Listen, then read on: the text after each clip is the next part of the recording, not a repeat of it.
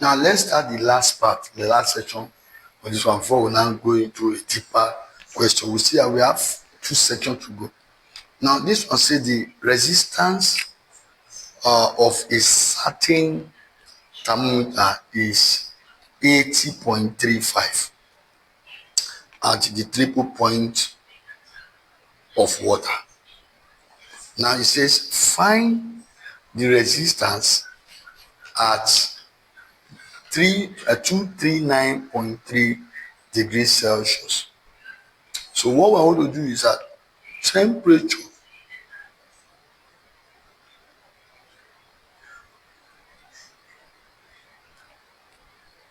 T is equals to what? The resistance at certain what? Temperature divided by what? Resistance at what? Certain what? Triple point of water. That is what? 273.16 Kelvin. Now, having known that now, this one now is what? The formula to apply for what? For triple point of water. Now, don't forget that this temperature at the formula at triple point of water can be calculated from this formula, and as such, it must be in what? In the unit of the what? Of the what called given resistance, because it's resistance we are looking for. It must be in ohms. Don't forget that also we can write it as what? RT over R triple point times 273.16 Kelvin is equals to what? The temperature.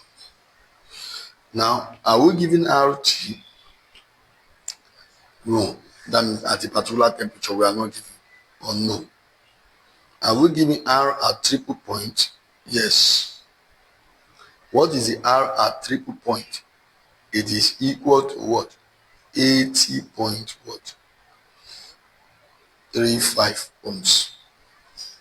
Are we giving the temperature we are looking for? The temperature of the resistance. So that temperature of that resistance is what?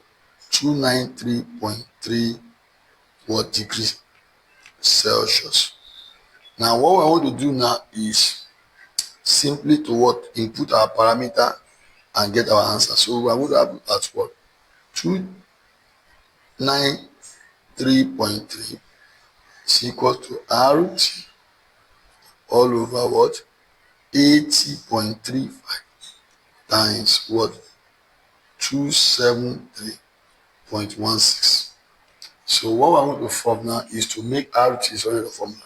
So I want to have what? 273.16 RT over 80.35 equal to 293.3 over 1 cross multiply. What do we have? 293.3 times 80.35 equal to 273.16 RT. So divide both sides by what?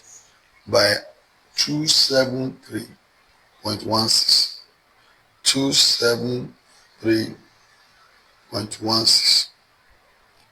This one cancel this one. We have RT equals to what?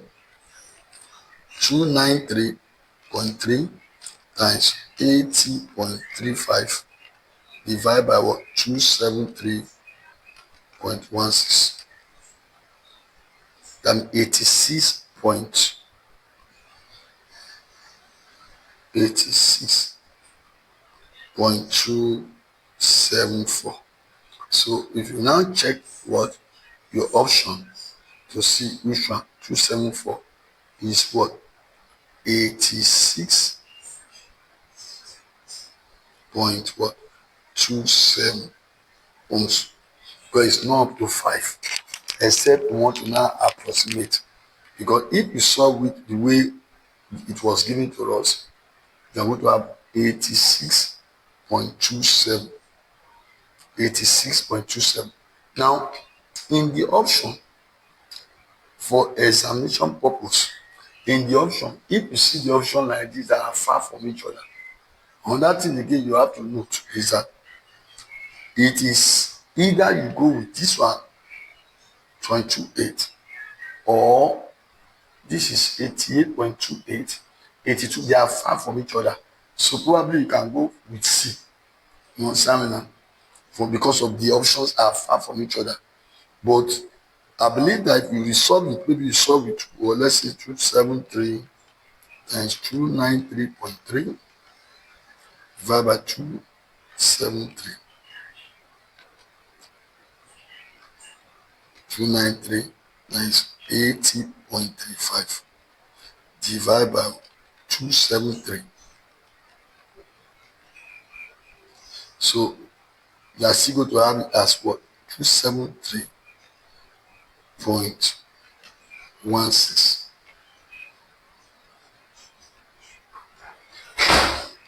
Let's confirm it again. 293 times 80.35, 273.16. So we have confirmed it 86 point what? This 0.3 coming.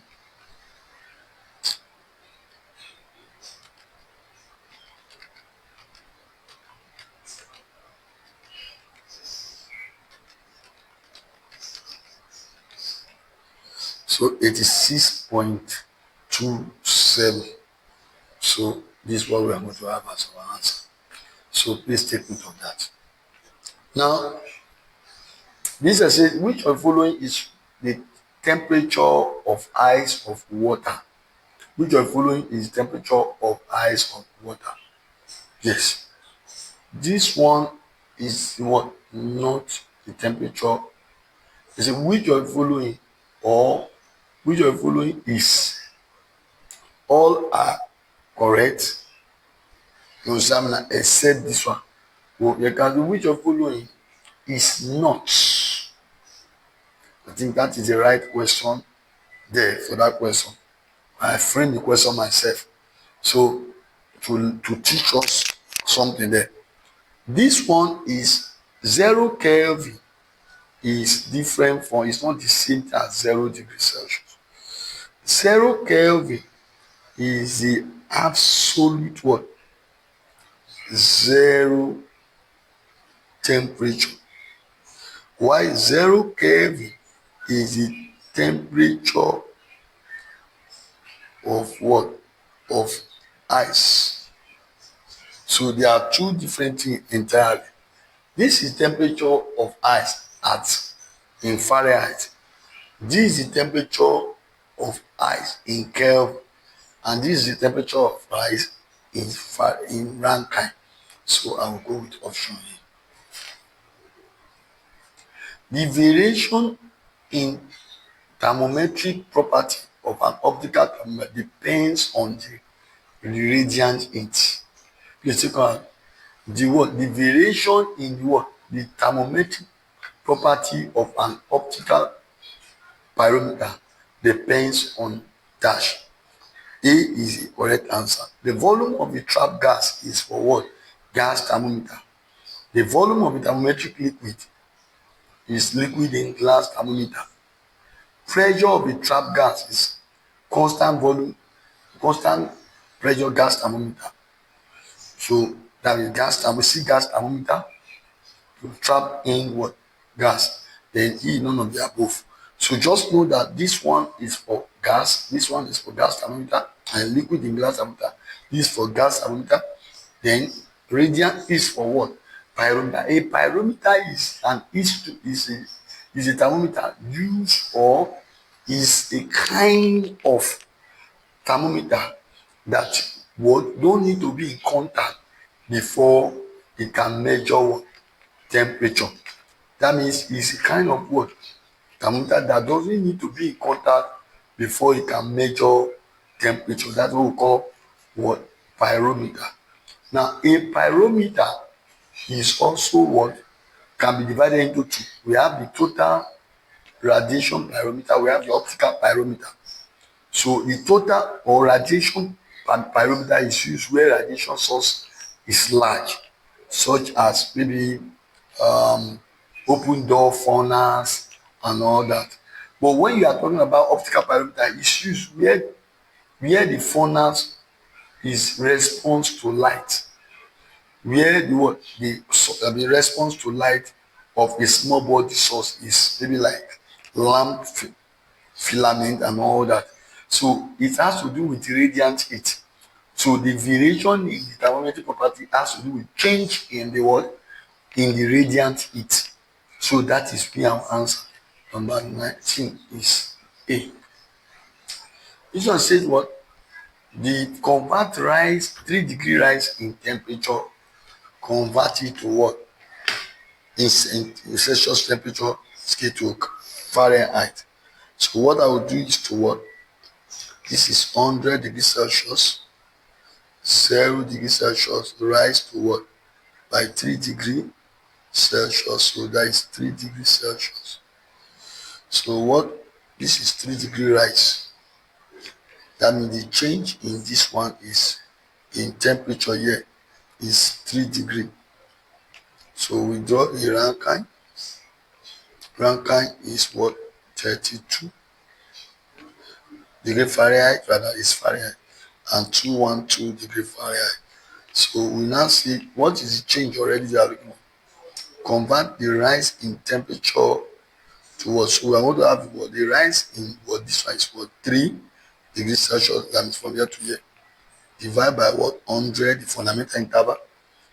This one will now be what? Theta minus 32 over what? 180. So what we are going to do now is, this is the rise now. This one is the rise. So anything you get for theta minus 32 is a rise in what? In Fahrenheit that we are going to experience. So now what? Cross multiply, we are going to have what? So theta minus 32 times what? 100 is equal to 180 times 3. So divide both sides by 100. So the rise now in Fahrenheit, theta minus 32 will give us, or you can even solve it. This one will give us what? 180 divided by 100. 5.4. So theta in degree Fahrenheit can give us what? 5.4 plus 32. So here is what? 7.4. But change in Fahrenheit, degree Fahrenheit, will be 37.4 minus 32. And that will give us 5.4 degree Fahrenheit. So this is the answer. A large copper rod of uniform cross-sectional area of length, this is copper rod, of length 60 centimeters,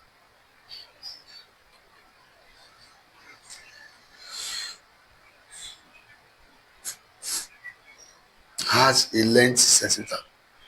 The free end of the rod are 20 degrees Celsius and what? 0 degrees Celsius. Okay. Calculate the temperature at 20 degrees Celsius from the high temperature. That means from here, 20 degrees, 20 centimeters, you are looking for the what? For the temperature. So that will now give us what? The fundamental interval is 20. The full length is also what? 60 centimeters. Then what is the difference between this? The free end, this is the hot end and the cold end. From the hot end is 20. So 20, this one is 20. From here to here is also what? 20 minus theta. So we'll now solve it. That means this one minus this one. Just like the difference between this end, hot end, or the high temperature end to this place is 20. And that's what we are looking for, this theta. So we are going to cross multiply 400 cross multiply this equal to this times this is 1200 minus 60 theta. So what do we do? Bring 60 here, have 60 theta equal to 1200 minus 400. So what do we have? We are going to have it as 60 theta equal to 800. Variables are by 60. So theta will now give us what? See, I'll cancel this one. We are going to have what? 800 divided by 60. So I would have 13.33 what? Degree. So from the free end, from the higher temperature is 13.33 degree. I think we can solve this one. See which of is the closest to 15 degree. What you just need to do is what? Convert it first. 0 degree, 100 degrees Celsius. Then we have what? Round Fahrenheit is what? 32 degree Fahrenheit. Then 212 degree Fahrenheit. Then we look for what? This 15.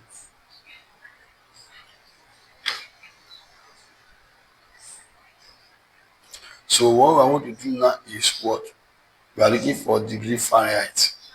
So what you are going to do is to subtract 15 minus what? Minus 0 is what? 15. Theta minus 32 divided by this 100 minus 0 is 100. 212 minus 32 is 18. Cross multiply. So under what? 15 times 180 will give us what? 2700 equal to 100 times theta is 100 theta minus what? 3200. So collect like terms now. So this one will go here. We would have 2700 plus what? 3200 equal to 100 theta. So plus 3200.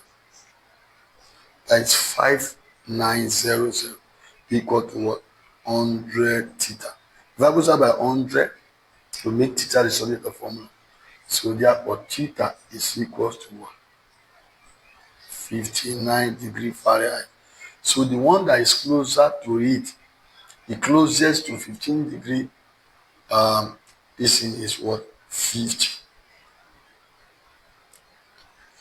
Now a constant volume gas thermometer register what? This one I'm going to give it to solve it for me because it's very straightforward. Now it says what? Just 0 degrees Celsius and 100 degrees Celsius. They say the constant volume gas thermometer register 180 at 0 degrees Celsius.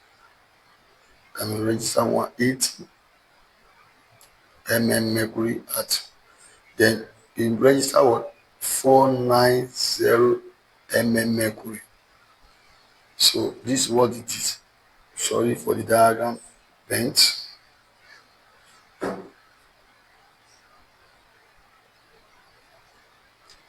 Okay. So now they said what? Find it what? Find the temperature when the what? The pressure is 315 mercury. So we are looking for the temperature. So what you are going to do for me, you are looking for theta. Try this question and let's see what you are going to have. Ensure you just theta minus 0 over 100, which is fundamental interval, theta minus 0. You also do 315 minus 180, then divide by what? The difference 490 minus 180. So you just play with it, you get your answer. Now the last one, they said what? High thermal capacity, high sensitivity, easy readability, accuracy over a wide range of temperature. From the statement above, the quality of a good thermometer can be determined by dash. I'll give you the shortcut: SLE, QR. SLE, QR. Everybody say SLE, QR. Now, what is this shortcut all about? It's just an acronym. S is what? The sensitivity of the what? Of the thermometer. The sensitivity of thermometer. And don't forget, the sensitivity is determined by what? First of all, for you to have a high sensitive thermometer, you must use a large bulb and narrow bulb. Number two is what?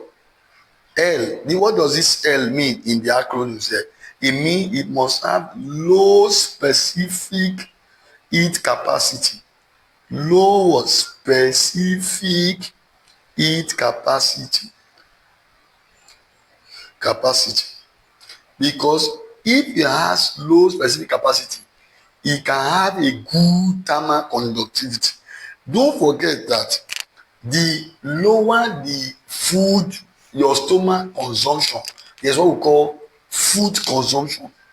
If you have a very low food consumption, that means you have what? Good conductivity of food.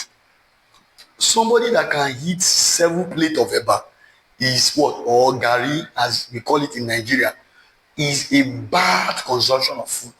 So the better, the lower the specific capacity of what? Of heat you have, the better the material begin to conduct, the better the thermometer can conduct the temperature given to it. So the more they will be sensitive to that what? Particular change in temperature.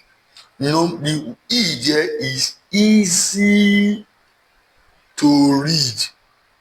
Easy to read. Easy to read. Then number A, that means A there is accuracy. Accuracy. Then we have Q, there is quick response. Then the R there is what? Reproducibility. That means the thermometer should be able to reproduce whatever is given to it. So it will be able to, if it can do all these things, then it becomes a good calorimeter, a good thermometer. So a good thermometer must have this following. What is the code that we use to remember? Just use SLE, QR. SLE, QR. Say after me. SLE, QR. What is S? S is sensitivity of the thermometer. And then large bulb and narrow bulb can give you a good sensitive thermometer. Number two, it must have low specific capacity, like that of what? Mercury. Don't forget, mercury has about 39 low freezing point and 358, about 360 degree melt boiling point. So that means if you want to measure something of about 11 minus 112 degrees Celsius, a very low freezing point, that means mercury thermometer cannot do that for you. You now require alcohol thermometer. That's one of the disadvantages of mercury used as thermometer. They have very what? They cannot measure low freezing point. Another thing, and one of the disadvantages of mercury is that their low freezing point is what? It is difficult to what? To what? Lower the freezing point below the minus 38. But if you want to increase the boiling point of what? Of a mercury in glass thermometer, you can increase it actually. And how do you do that? To increase them, what you just need to increase the boiling point of a mercury is to introduce inert gas like nitrogen. Inert gases in chemistry is what those ones that belong to group 8. You understand me? So inert gases like nitrogen, although nitrogen belongs to group what? That means it's group 5 in the periodic table. So that is chemistry for you. So for you to increase the mercury boiling point, just top it with what? Adding what? An inert gas like nitrogen to top on top of the mercury column. And you see that you can be able to measure anything that about 600 degrees Celsius of that particular instrument you want to measure. But how can we lower this particular minus 38 by minus 39 degrees Celsius of mercury? It is difficult to do that, very difficult, and that's one of the disadvantage of also using mercury. Don't forget, one of the why we choose mercury as thermometer is that it is easily seen even in very narrow bore. Number two is that it has a uniform coefficient of expansion over a wide range of temperature. That means that also they don't wet glass.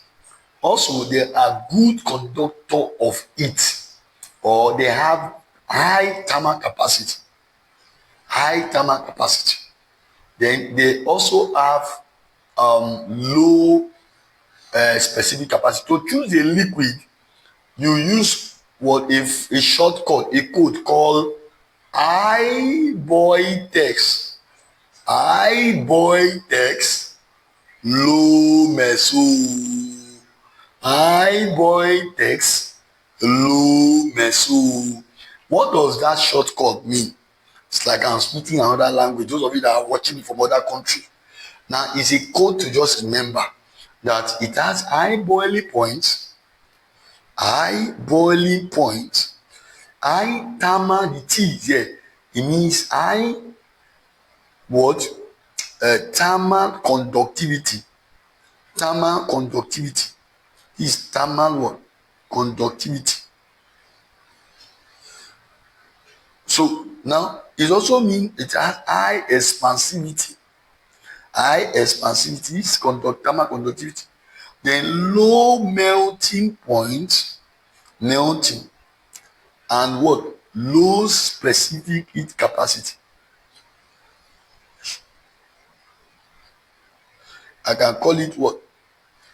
High boil text, low measure. It means that the O there is opacity of the word of your choice. That means the liquid you want to select must be opaque. You must have low melting point so that they can be able to, like, this one is deficient of that mercury. You understand? Although it tries to understand, it must have low specific heat capacity. Specific what? Heat capacity. Measure. Then it must have what? High boiling point, high thermal conductivity, and high expansivity. These are the ways by which you can select your material. Don't forget those shortcuts. Sleep, QR, high boil text, low meso. Thank you very much. Please, if you are enjoying this particular video, please just click the notification button or subscribe and click the notification button to enjoy this man called Generality. Thank you. God bless you.